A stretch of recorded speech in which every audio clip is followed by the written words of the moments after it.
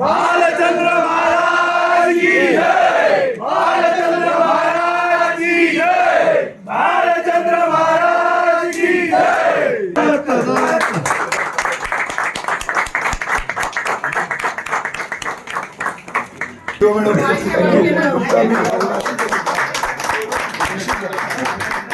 जनतेनं मला त्या ठिकाणी माझा सन्मान केलेला जरी असला तरी या पदाला न्याय देणं, या पदाची प्रतिष्ठा राखणं आणि कणकवलीवासियांचा सर्वांगीण विकास करणं आणि कणकवलीवासियांचा स्वाभिमानाने सन्मान जपणं हे सगळ्यात महत्त्वाचं आहे आणि तो जपण्याचा प्रयत्न या निमित्तानं मी करीन। आज त्या सगळ्या सांगण्यामध्ये जी लोकशाही प्रस्थापित व्हायला पाहिजे, प्रत्येक निवडणूक संपली, राजकारण संपलं, जनतेनं निकाल दिला, कौल दिला, आता माझी शहरातली सगळी जनता ही माझी आहे। या जनतेला त्या ठिकाणी विश्वासात घेऊन लोकांना कसं त्या ठिकाणी या सत्तेच्या माध्यमातून त्याचा उपयोग होईल, त्याची कशी कामं मार्गी लागतील, कसा त्यांचा फायदा त्या ठिकाणी करता येईल, हा एक प्रामाणिक प्रयत्न या सगळ्या माझ्या कामात त्या ठिकाणी राहील।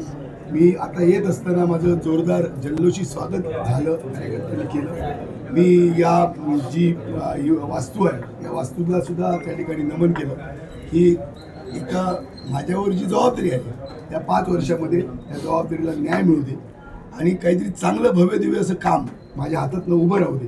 मी म्हटलं होतं की मूलभूत सुविधा ज्या आहेत, रस्ते, वीज, पाणी, आरोग्य, शिक्षण, हे तर जनतेचा हक्कच आहे, अधिकार आहे, ते तर आम्ही देणारच आहोत, पण काहीतरी अशी ठळक कामं जी शाश्वत विकासाची, जी कणकवली शहरामध्ये उभी राहतील आणि खरं तर एक मोठं शहर कणकवलीतलं, या जिल्ह्यातलं, ज्याला सगळ्या प्रकारचं महत्त्व आहे, व्यापाराचं एक केंद्र आहे, राजकीयदृष्ट्या महत्त्वाचं आहे, आध्यात्मिकदृष्ट्या महत्त्वाचं आहे, सांस्कृतिक, सामाजिकदृष्ट्या, शैक्षणिकदृष्ट्या मोठं शहर आहे। या शहराला साजेसं काम आपल्याला उभं करायचं आहे। त्या शहराची जी एक इमेज आहे, प्रतिमा आहे, ही कशी त्या ठिकाणी चांगली निर्माण करता येईल हा प्रयत्न आमचा त्या ठिकाणी राहणार आहे आणि तो करेन।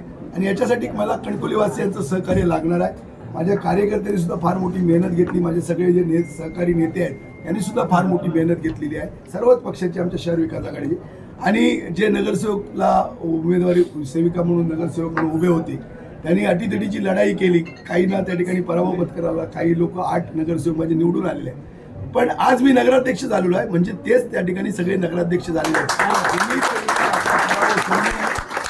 हे कोण जे आहेत म्हणजे संदेश पारकर हे तुमचं त्या ठिकाणी प्रतिनिधित्व करेल आणि तुमचे जे काही वार्डातले प्रश्न असतील, तुमचे जे काही समस्या असतील, या सगळ्या समस्या या नगराध्यक्ष पदाच्या अधिकारातून मी सोडवण्याचा प्रामाणिक प्रयत्न करेन।